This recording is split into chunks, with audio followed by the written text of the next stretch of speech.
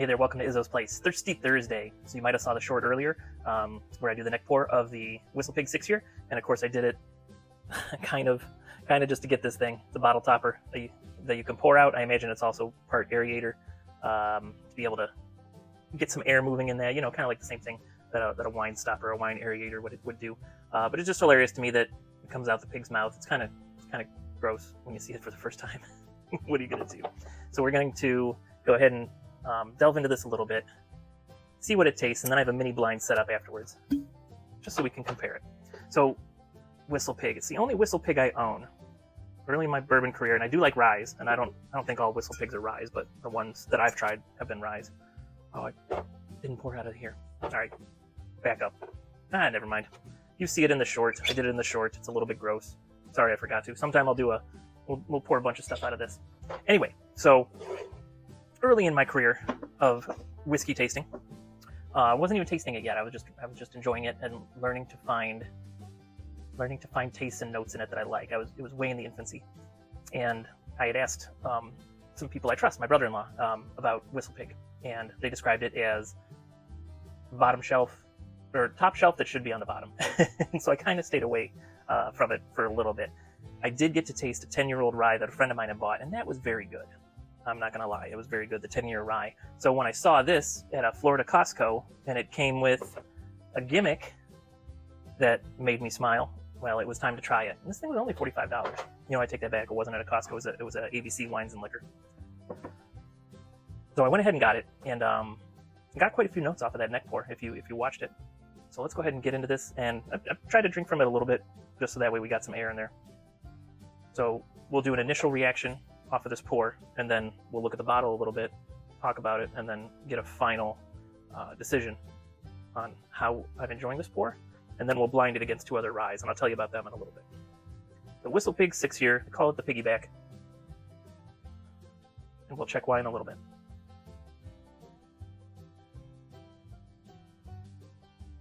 So getting some of the normal stuff you'd get off of any rye. A little bit of spice, vanilla, got some oak. The spice is for me like a combination of cinnamon and winter mint. So there's some sweet aspects and some spicy aspects to it, and not like a Cinnabon cinnamon, like a baking cinnamon. There is a difference. If you know, you know. Trying not to cough, have anything I have to edit out later. Although I do pretty decent with editing out, so maybe I should just let myself cough when I need to.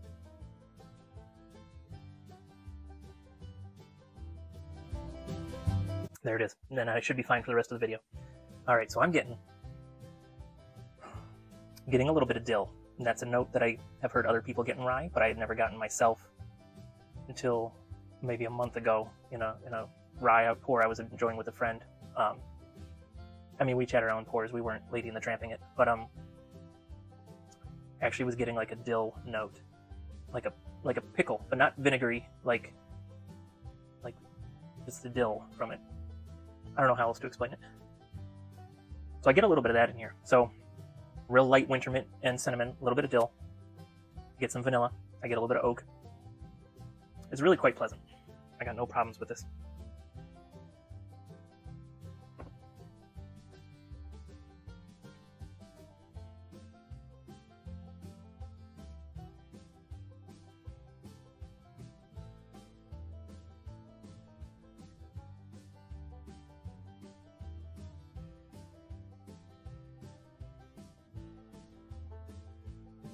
Okay, very interesting. The dill holds its way through the palate and the finish, but it's not the most striking thing in there. It's just that because it's new to me that I've been picking up that note, I noticed it. I say a lot in these videos, I notice, so I'm trying to say a little bit less. So if you see me pausing at times, that is me using self-control. I think I'm only up to 5 ums. 6 of them now, and 4 of them were on purpose. We could start an count in the chat on the screen. Maybe when I'm editing, I'll do that just for fun. So the vanilla's still there. The oak turns into like toasted barrel char kind of note, which gives you a hint of a toasted marshmallow then combined with the vanilla. The finish is short to medium. It wasn't much of a hug. But at $45, I can't complain. You know, and I could see myself nosing it, but also just using it in cocktails. Probably would make a decent old fashioned. So let's go ahead, find me a flashlight. Because even though my eyes are fixed in the low lighting that I subject myself here to, I can't see anything. All right, so this is WhistlePig. Farm and distillery. I'll have to do some research about that. Are they growing their own stuff, or they just have a bunch of pigs on the farm and then they distill stuff? This is the PiggyBack. This is 96.56 proof. This is 100% rye, so that's neat to see. A lot of times you just see, so what is it? A rye has to be at least 51% rye in order to be counted as a rye. So 51% would be a low rye. A lot of times you see like a 95.5, like a 95% rye and then 5% of something else. But this is 100% rye, so that's kind of cool. Small batch pot distilled. That 96.56 proof translates to 48.28% alcohol by volume, in case you prefer it that way. Aged 6 years in American oak barrel, so we got an age statement. Rye whiskey aged 6 years, made from 100% rye. Aged 6 years, trademark, PiggyBack, 1956 to 2018. So 2018, so this went into the, so this was bottled in 2018. Oops, that means it was, oh, where's that? It means it was bottled in barreled rather, in 2012. Our whiskey vision knows no bounds. PiggyBack 100% rye is made from 100% rye for a full send on flavor, because anything worth doing is worth doing 100. I don't disagree with that. The perfect partner to PiggyBack 100 proof bourbon. Give it 100. We're not quite at 100 proof bourbon though. Huh. Distilled in Vermont and Canada. Bottled by WhistlePig Whiskey Company, Bardstown, Kentucky. Interesting. We got Canadian and Vermont rye here. We got Northeastern rye. That doesn't really mean anything to me, but it's interesting that it's not distilled in Kentucky, even though it's bottled there. I'm gonna have to finally one of these days do a bunch of research on the different distilleries. Try to give you some answers on that. Okay. All right, this has been sitting a little bit. Let's go ahead and nose and taste it again. It's only a fool trusts his first nose and taste, and we've only done one of each, so we got to do at least 2 more, and then we'll blind it against the other ones. Color. Color is about what you'd expect for 6 years.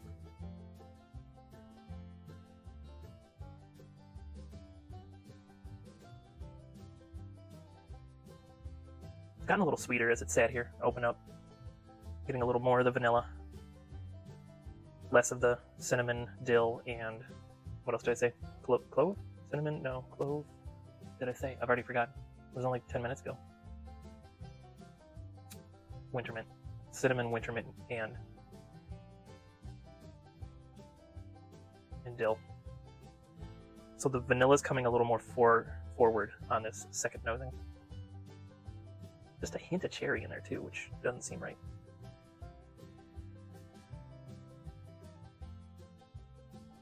The dill unfortunately is gone. I'm really glad that I got that note on the first nosing, but the dill has disappeared.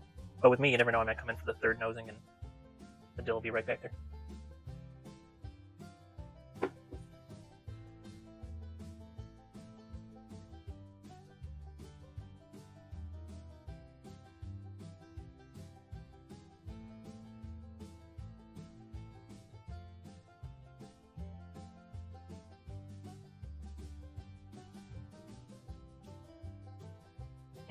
Okay, so cinnamon vanilla on the 4 palette, and as it transitions to the finish, I got a blast of dill. So the dill's still there, made itself known there at the end. The finish is short, but the mouth feels pretty decent. It's not super oily, but it's not very thin either. Whoa! See, like I said, it's like every nosing is a new journey for me. It's heavy dill on the nose now. Coming back into it. Heavy dill and cinnamon, that's it. The vanilla disappeared. The winter mint disappeared. It's wild. And that's why I like this. It's just incredible, and it's relatively enjoyable to do it here on YouTube for you, but it's so much better when friends are around. So before you get yourself some whiskey, go get yourself some friends. And just be nice. Just be nice. Be pleasant. Then you'll have plenty of friends.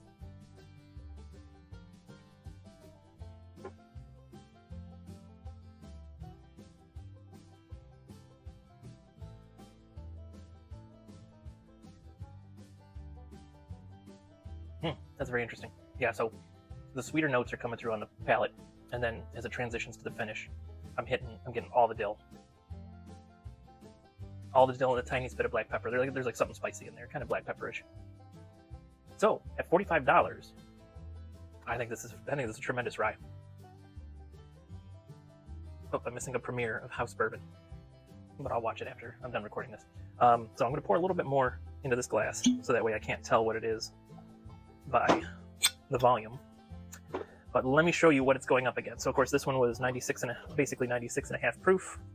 So we're going to put it up, and I wanted to put it up with things that were relatively close to the same price point. This is a little cheaper. The other one's more comparable. But Sazerac rye, straight rye whiskey. It's just their normal stuff. There's nothing fancy about this. It is 90 proof. This is the lowest proof of what we're about to drink. But we've got Sazerac rye. Of course, you know, Sazerac rye like owns everything. Well, it owns everything Buffalo Trace related anyway. The other one that I have for you, and of course, Sazerac is made in Kentucky. Let's make sure. You know, let's go ahead and check out the bottles before we get into tasting them. Sazerac rye, straight rye whiskey, 45% alcohol by volume or 90 proof. This rye whiskey is the perfect choice to make the Sazerac cocktail America's first cocktail. To learn more about this classic American whiskey, I will then go to the website. Ooh, or they've got a number to call. I should call one time, see what it is. Distilled, aged, and bottled for Sazerac Company, Incorporated, New Orleans, Louisiana, by Buffalo Trace Distillery, Frankfort, Kentucky.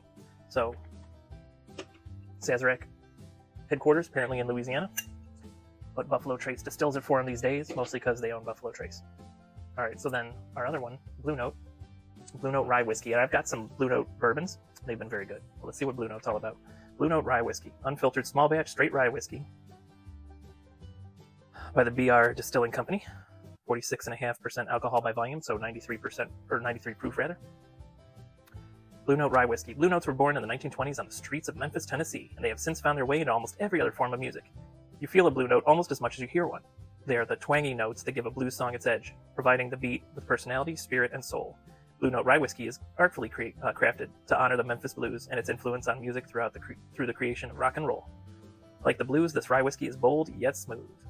Blue Note bourbon, BR Distilling Company, distilled in Kentucky and bottled by BR Distilling Company, Memphis, Tennessee. So distilled in Kentucky and then shipped to Tennessee. Okay, cool. Aged in American white oak barrels a minimum of 3 years. So at least 3 years old. Of course, the WhistlePig is 6 years old, and the Sazerac did not give us an age statement. So the nice part is it is very easy for me to be confused. So as long as I kind of am looking at the camera and rotating these on the little table in front of me, and of course I have them marked on the bottom, but by doing this, I absolutely have no idea what they're doing. I am gonna label them 1, 2, and 3 for myself now, just so that way I know when I put them in a final order what that order is, just to make my life easier. 1, 2, and 3. I don't want to get confused anymore. I got to a certain level of confusion on purpose, but that's going to help us with this blind.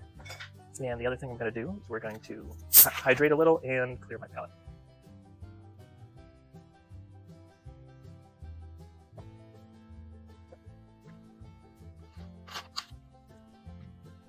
Okay, here we go. So a rye blind. Glass number 1.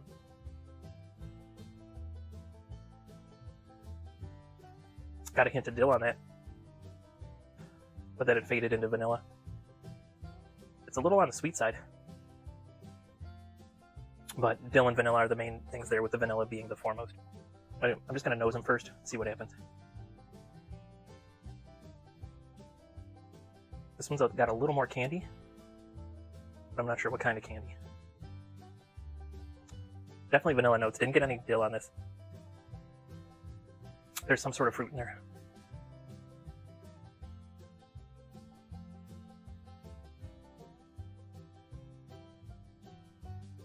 But what is it? It's sweet, and yet it's almost got like a citrus aspect to it. Or maybe like one of those mini olas, like a very sweet orange citrus. But it's not orange, but it's reminding me of that, but it's not orange. All right, so some fruity notes and some vanilla. So dill and vanilla, fruit and vanilla.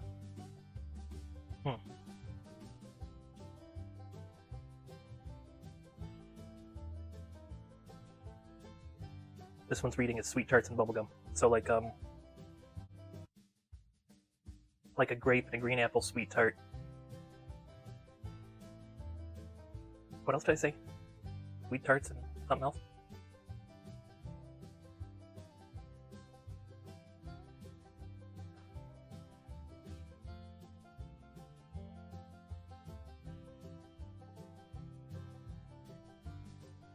There's something in there, and I can't pull the nose. Like it's triggering. It's trying to trigger a memory.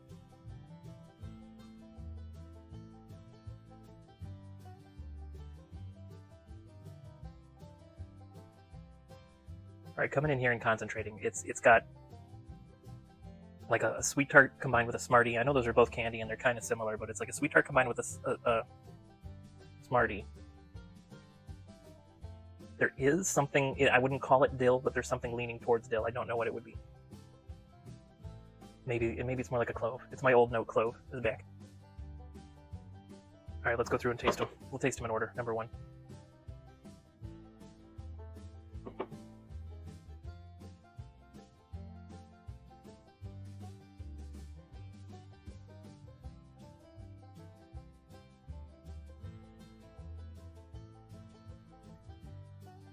Okay, there's not a lot going on the palate of that one, but then it's a little bit spicy on the finish, which is nice. So just kind of lightly sweet and unassuming on the palate, and then a spicy finish.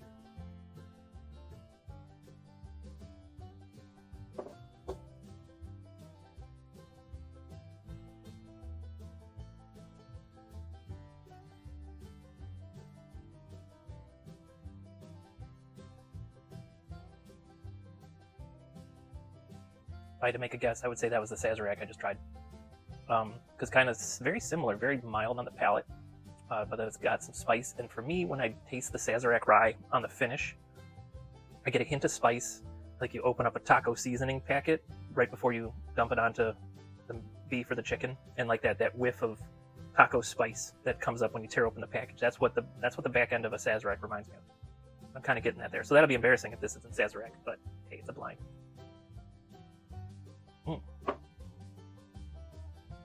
I got apple on the nose as I was sipping that again, like a green apple. And I think that's what I got on the palate the first time through. I'd have to review, and I'm not going to review. Just going to deal with the consequences.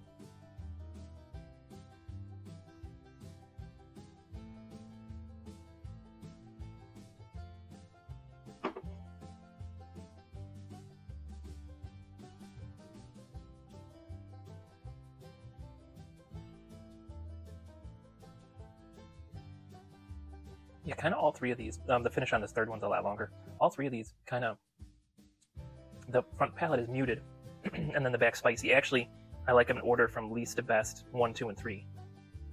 I suspect that 1 is the WhistlePig. I suspect that 3 is the Blue Note. Those are just guesses. I'm gonna clear my palate one more time. I'm gonna go through them from 3 to 1, see if that changes anything. But at the moment, 3 is my favorite, 2 is my second favorite, 1 is my least favorite.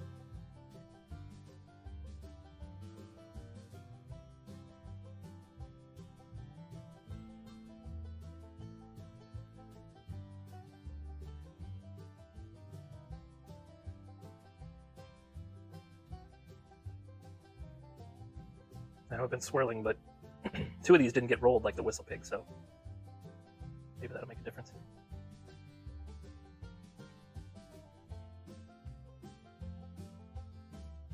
See, I'm getting vanilla and cloves, borderline dill.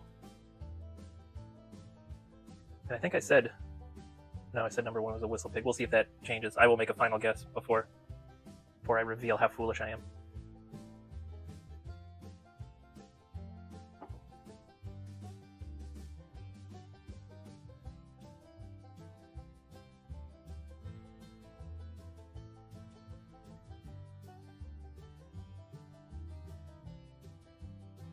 Yeah, I don't know if it's the fact that I'm trying 3 possibly similar ryes. The palates have all been very similar, kind of a tiny bit bland and then spicy on the finish. Now, for some reason, the nose on this is fantastic.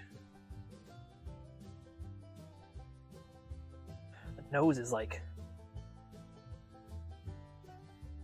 it's like a caramel-covered Granny Smith apple. Boy, I like that. Just slightly burnt.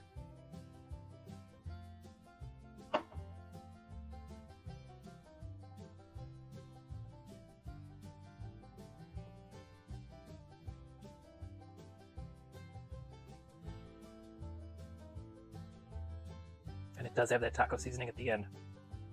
That middle one might be the Sazerac. That's fun. That'll be funny if it's not, though. But actually, in this tasting, 2 has pulled ahead a bit. 3's in second place. I don't know. This number 1 has a bit of dill too, though. I think 1 and 3 have had the most bit of dill in it.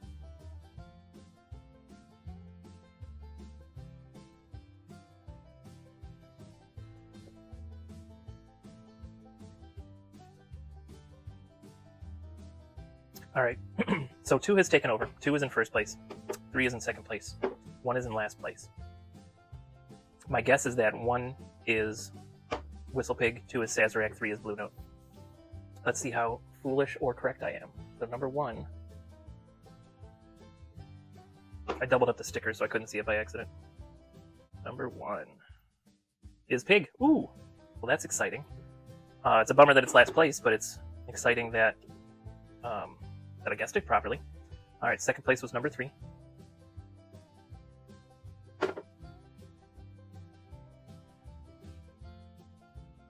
Boy, I put too much tape on these apparently. Here we go.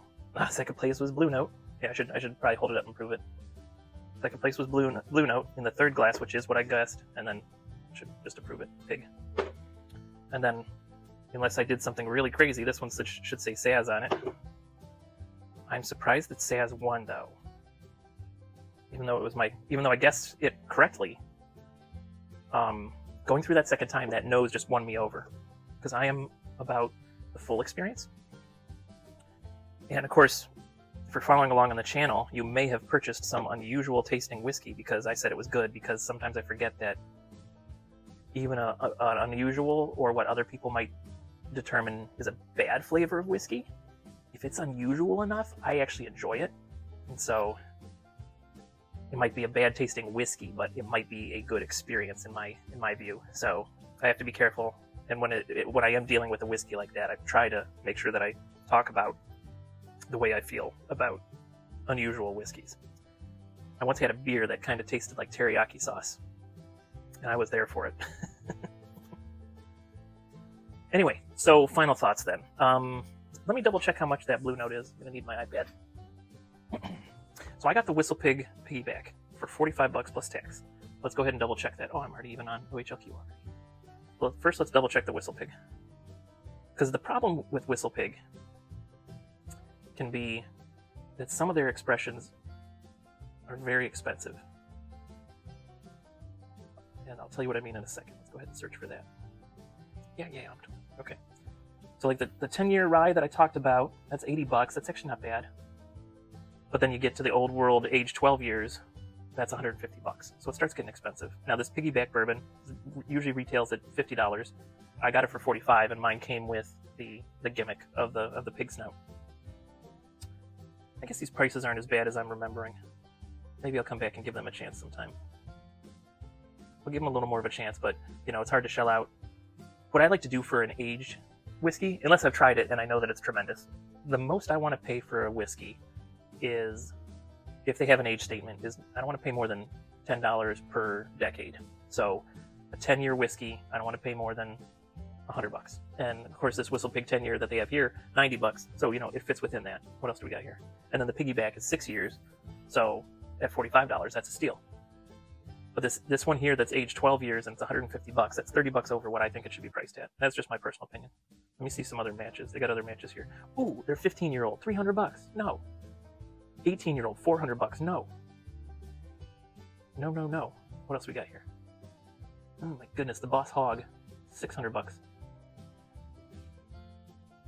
WhistlePig 10-year PiggyBack decanter, 300 bucks. The only thing that makes that kind of cool is, if you can see it, there's a decanter. So it comes in like a pig. So that's kind of fun. That one I might succumb to someday, if I get it at retail. 21-year-old bourbon, 900 years old. No.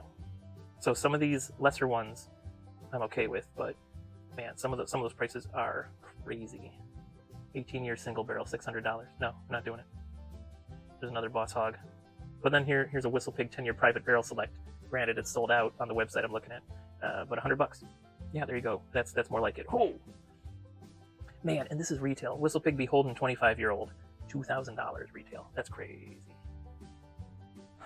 Now let's go ahead and Blue Note Rye.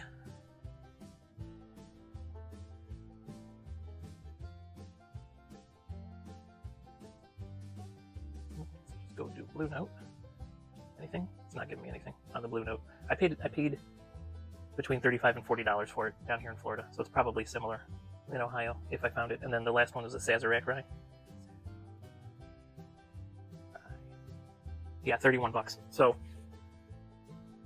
it's the most expensive of these three, and it came in last. So while I don't think it's a bad deal at $45, especially I got a pig snout stopper, and I could probably use that on multiple bottles. But I'm not going to be rushing to like get a backup of it. I may try to get that 10-year, and maybe I'll put those together and see how they do. The 10-year was pretty reasonably priced, but a lot of those other WhistlePig products seem like they're going to be more than I want to pay for a WhistlePig product. So I'm glad I bought this. I'm glad I was able to find out what it's all about and what I like about it and what I don't like about it. It is cool that I was getting that dill note, because that is a recent addition to my repertoire, is getting a dill note in certain ryes. So I was excited to see that. So WhistlePig PiggyBack, should you get it? It's okay as a noser taster. I think it'd probably be really good in a cocktail, but at $45, as long as you can find them, and we're starting to see more of them. But honestly, if you just want a mixer or a cocktail rye, get the Sazerac. Sazerac's great. If you see a Blue Note, so far I've enjoyed all the Blue Notes in rye or bourbon that I've gotten. So there's cheaper ones. Now, if you just want a gimmicky pig snout, then by all means, go buy yourself a gimmicky pig snout whistleback, PiggyBack. But that's all I got for you today. So thank you so much for watching. Thank you for hanging out. And if you've had an experience with this, please put it in the comments. If you have any whiskeys you want me to review that I haven't, let me know. If it's in my collection, I'll do it in a heartbeat. If it's not in my collection, I'll attempt to put it in my collection. But if you're working, work safely. If you're drinking whiskey, please drink responsibly. But do everything with a little bit of whimsy, and you're going to have a good time. And I think that's what this was about. This was about the whimsy when I bought it. It's so stupid. Thanks for hanging out at Izzo's place. I'll see you next time you're stopping by.